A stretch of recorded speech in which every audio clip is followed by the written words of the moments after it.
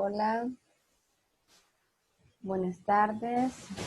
Aquí le grabo la clase que está programada para el día de ahora, martes 8. Es acerca del tema de las figuras literarias y vamos a ir viéndolas poco a poco.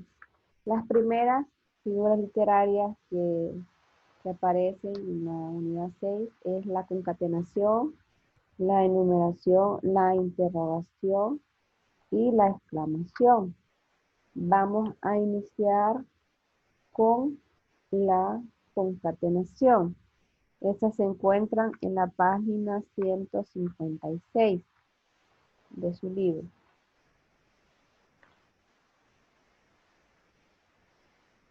Iniciemos.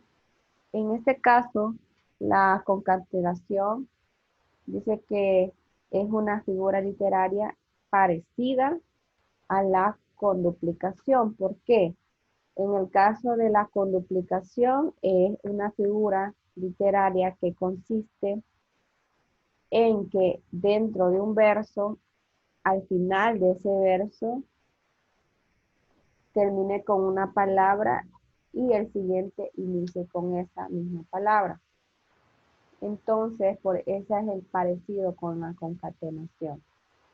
En general, el acto de unir o enlazar palabras, este es el trabajo que tiene la conduplicación. Luego aparece ahí que otro concepto que consiste en encadenar palabras a lo largo de un enunciado de forma sucesiva. En este caso, veamos el ejemplo. La plaza tiene una torre, la torre tiene un balcón. El balcón tiene una dama, la dama una blanca flor. Si ustedes se fijan en este ejemplo, al terminar este verso, termina con la palabra torre. Y el inicio de este también inicia con esa palabra. Ese es el sentido, como ir en cadena. Al terminar una palabra, inicie con la misma palabra y así sucesivamente. Ustedes se pueden dar cuenta el resaltado ahí con negrita. Otro ejemplo puede ser, donde hay fe, hay amor. Hay amor, hay paz. Hay paz, está Dios, no falta nada. Otro ejemplo puede ser, por eso de vez en cuando tú vas, el primer verso, vas a acordarte de mí. Sería otro. Ahora pasemos a la enumeración. Esta figura literaria es de acumulación y es que consiste en sumar o acumular elementos a través de la coordinación, bien a través de conjunciones, por ejemplo, conjunciones copulativas, conjunciones distributivas, disyuntivas, por ejemplo, en las copulativas utilizar el i, y bien por la yuxtaposición, que quiere decir que en este caso la enumeración puede estar dividida por signos de puntuación, por ejemplo, comas, punticomas, dos puntos o paréntesis. También mencionan que en la enumeración se refiere a un mismo pensamiento o enunciado, las partes de un todo con rapidez y elegancia. En este caso, la enumeración lo que hace es atribuirles cualidades en un campo exagerado, ¿no? Atribuirle cualidades o características, pero o sea, tantas que no quede duda de su pensamiento, que no quede duda de sus emociones. Eso es lo que hace la enumeración. En este caso también, veamos el ejemplo. Se refiere a cualidades para referirse a un algo o a un alguien. Veamos el ejemplo. Desmayarse, atreverse, estar furioso. áspero, tierno, liberal, esquivo, alentado, mortal, difunto, vivo.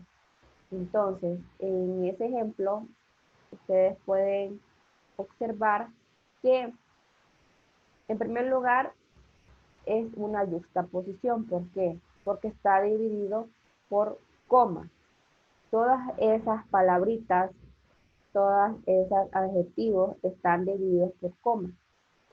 Y es una enumeración porque cada una de esas palabras suma o acumula elementos, ya sea para algo o para un algo. Otro ejemplo también puede ser: yo quiero darte mi alegría, mi guitarra, mis poesías, mi pasión, mi libertad, mi oscuridad y mi lucero. Entonces, el cúmulo, ¿no?, de esas características o esas cualidades de algo, de alguien, eso es enumeración básicamente. Ahora pasemos a la interrogación. En este caso de la interrogación también tiene una figura literaria, pero conocida también como pregunta retórica o erotema. Esta figura literaria menciona que se utiliza en diálogo, se trata de una pregunta que se formula, pero que esta no es necesario que tenga una respuesta. Luego dice que se reafirma el propio punto de vista, dando por hecho que el interlocutor está de acuerdo. Esta figura literaria lo que hace es formular una pregunta siempre respetando los signos de interrogación, pero que en este caso busca darle énfasis de pensamiento al receptor o hacerlo cuestionar o tomar deliberadamente una decisión sobre algún producto, porque esta figura literaria, aunque sí es propia de literatura, pero también se utiliza para darle publicidad a algún producto o para utilizarla, para utilizarla en campañas políticas. Por ejemplo, una de las famosas publicidad que le pueden dar es hacer una campaña sobre alguna bebida, digamos.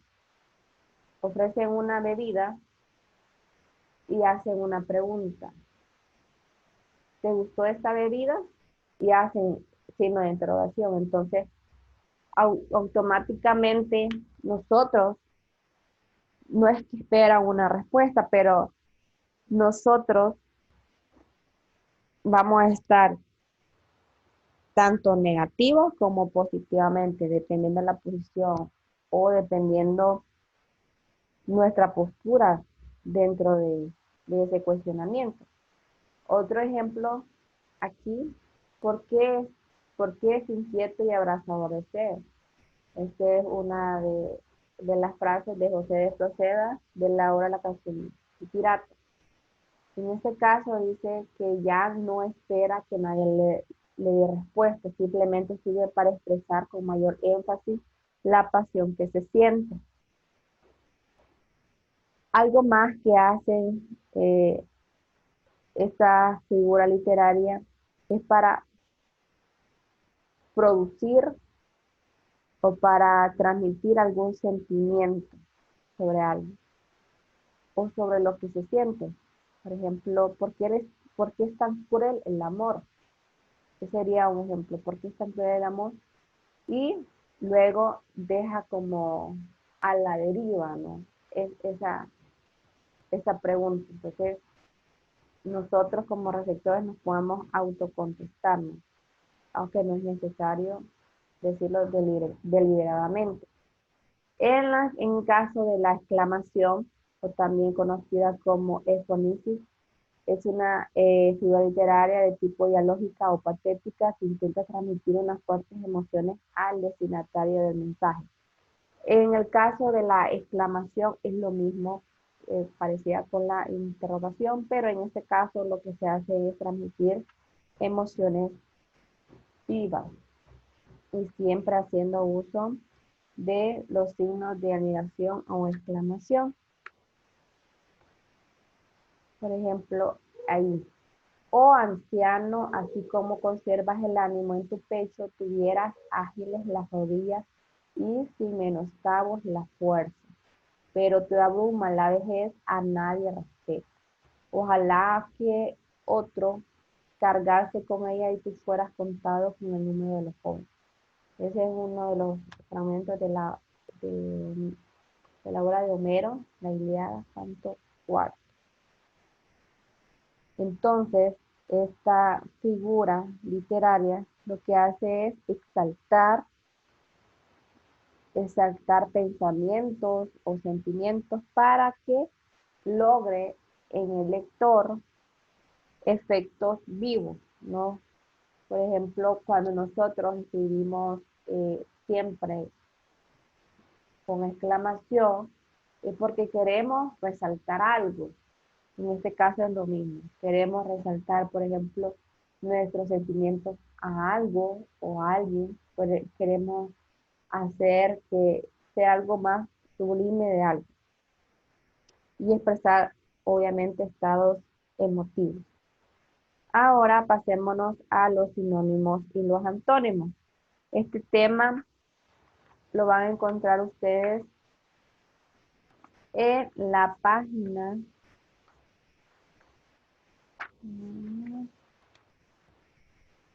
170. Ahí se encuentra.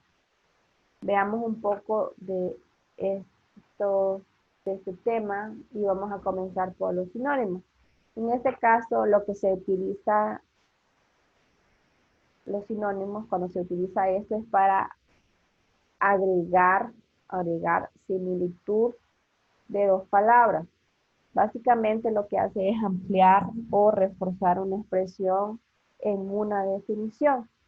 Cuando nosotros utilizamos sinónimos es resalte para que resalte más un texto, también para que un texto no sea repetitivo. ¿Qué quiere decir esto? Porque al utilizar una misma palabra, o por ejemplo un mismo nombre, se hace demasiado repetitivo y va perdiendo cohesión dentro de un texto. Entonces, dentro de un texto es muy necesario utilizar los sinónimos para no crear redundancia dentro de él. Y vamos a los grados, porque en los sinónimos y los antónimos hay 2 grados. Y les voy a explicar este tipo, veamos.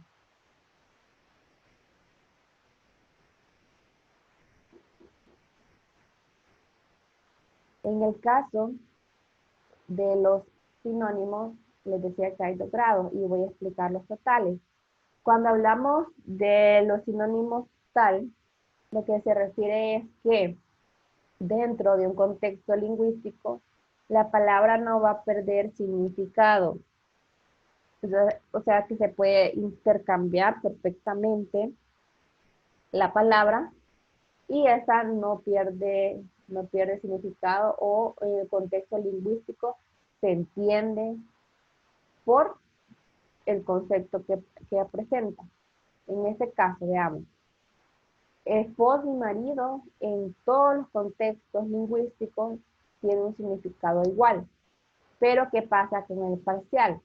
Va a ir cambiando, porque en el parcial el contexto lingüístico no va a cambiar, sino que no va a cambiar, sino que va a cambiar, perdón, va a cambiar porque el sentido de la palabra es diferente.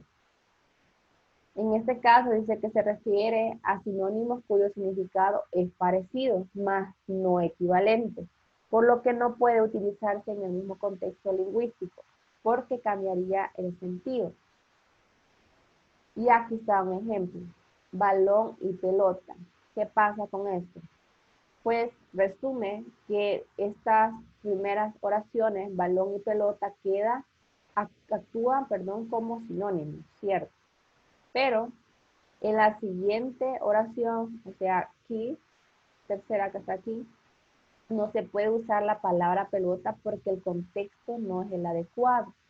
A veces nosotros cuando vamos a otro contexto, no me refiero geográficamente acá en El Salvador, sino que cuando vamos a otros países y utilizamos un sinónimo para referirnos a algo, pues muchas veces no nos van a comprender porque el contexto es diferente y el uso de palabras puede llegar a ser ambiguo. Entonces, hay que tener mucho cuidado cuando los sinónimos que vamos a utilizar son totales, o sea, son utilizados en diferentes contextos y va a ser igual, pero el parcial es diferente porque no se puede utilizar siempre el sinónimo para referirse a todo, ¿no? Porque cambia su significado. Ahora pasémonos a los antónimos. Antónimo viene de la palabra o tiene el significado que es opuesto, ¿no? Por ejemplo, cuando era alegre, antónimo de alegre es triste. Blanco, antónimo de blanco es negro. Bueno, malo. Y así como que va invirtiendo, ¿no? Sustituye el sentido. Entonces, el uso de los antónimos va a ir variando. Y aquí me habla sobre tipos, ¿no? De antónimos que pueden ser. Primero son graduales. Dice que son palabras opuestas, pero que admiten niveles intermediarios o grados. No pueden utilizarse, dice, en el mismo contexto lingüístico porque cambiarían el sentido de la intensidad de los extremos de la oposición. En el caso de los graduales, va por etapas, ¿no? Primero frío, este es un ejemplo, frío, helado, tibio, caliente. Ese es un tipo. También otro puede ser el recíproco, por ejemplo, si tú me das, yo te doy, entregas, recibes. Entonces, entran como en mutuo acuerdo. Son aquellos que suman, es decir, palabras cuya existencia implica existencia de otra. O sea que si no está un objeto o no está una palabra, no se puede complementar con la otra. Y luego con los complementarios, que son aquellos que restan, forman la existencia de uno, incluye el otro. Igual, son complementarios aquellos antónimos que si no existe, por ejemplo, si no existe uno, no puede existir el otro.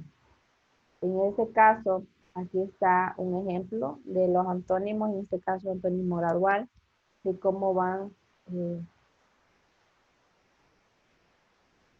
cómo van existiendo uno con otro. Por ejemplo, en negro se va convirtiendo en gris, en blanco. Por ejemplo, las carpetas de colores, si ustedes se fijan, así van complementándose. Luego nos pasamos a los sufijos y los prefijos. Pero antes les quiero mostrar una información de los sinónimos. Acá. Un sinónimo es una palabra que tiene un significado total, parcial, idéntico a otra. Eso ya lo vimos, ya les explicaba los totales y los parciales. También los antónimos entran el significado opuesto, contrario de la palabra que se quiere resaltar. Ahí está. Los sinónimos es lo mismo.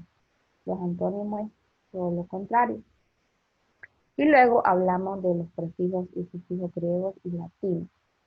En este caso, les voy a mostrar la definición de ambos. Y es que los prefijos se entiende como la partícula que va antepuesta a la raíz, al extrema de una palabra para formar una nueva palabra. Los prefijos, si ustedes se fijan, siempre tiene una posición particular. Y los sufijos, la partícula que va opuesta a la raíz o el extremo de una palabra para formar una nueva palabra. Por ejemplo, en el caso de los sufijos, ustedes se fijan acá, siempre va al final. Por eso dice que va opuesta a la raíz o el extremo. Lo mismo con estropajo, siempre va al final, abundancia, anteponer, en caso del prefijo va al principio. Y luego aquí aparece otra definición que de manera de resumen, eso es básicamente lo que es sufijo y prefijo. En el caso de la primera, el sufijo es una pequeña parte que se agrega al final de la palabra para modificar su significado. Obviamente, tanto sufijo como prefijo tienen un significado para estar en esa posición. Y ya vamos a ver unos ejemplos. En una pequeña parte que se agrega, en el caso del prefijo, una pequeña parte que se agrega al inicio de la palabra para modificar su significado. Por ejemplo, acá subterráneo, anteojos, parabrisas. Vamos a ir buscando el significado de esas palabras. Vamos a iniciar por acá. Veamos esto. Los prefijos. Decía que utilizar prefijos y también utilizar sufijos tienen un significado por el estar. En el caso del prefijo le decía que siempre va al inicio de una palabra. Por ejemplo, si utilizamos la palabra este prefijo significa negación o privación de algo. Y algunos ejemplos pueden ser ateo, analgésico, acrata. Entonces, al utilizar estos prefijos, el a o el an, significa negación. Otro ejemplo puede ser el utilizar el dis, por ejemplo, discapacitado, dislexia, disnea, disfasia. El utilizar dis al principio como un prefijo significa algo mal o una dificultad. Lo mismo con el utilizar epi como prefijo, epicentro, epíloco, epicarpio, que este tiene un significado de sobre, encima, además. También en su libro ustedes pueden ver que existen dos tipos de prefijos, pero por su origen. Uno de ellos es por origen griego y el otro es por origen latino. Nosotros sabemos que muchas veces el utilizar palabras tanto de origen griego como latino va a ir cambiando su prefijo, pero por el significado que representa. Entonces aquí les presento ambos cuadros, va repitiendo la misma palabra, si ustedes se fijan acá. El A también en latino significa negación, privación, pero le añaden alejamiento, separación. Entonces se puede utilizar. Vean, esa palabra, este prefijo lo vimos, que también significa negación, intervención, expansión en varias direcciones.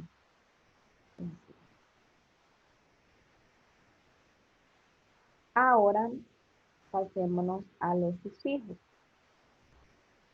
En el caso de los sufijos, les decía que va al final de cada palabra y que cada sufijo tiene un significado, lo mismo que el prefijo. Al utilizarla, pues tiene una razón de ser. Por ejemplo, utilizar un sufijo que la palabra termine en ada, y este es un ejemplo. manada, aje, ropaje, significa colectividad, abundancia. Al utilizar este tipo de significados en este ejemplo de palabras. Lo mismo acá.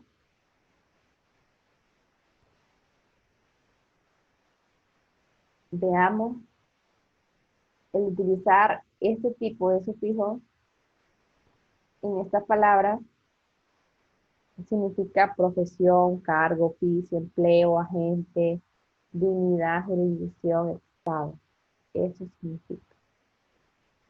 Y así ustedes pueden ir observando cada uno de los sufijos, el utilizar el significado que representa de las palabras donde se utiliza. Vemos el significado, significa matiz sobre la cantidad o la intensidad, aprecio o desprecio.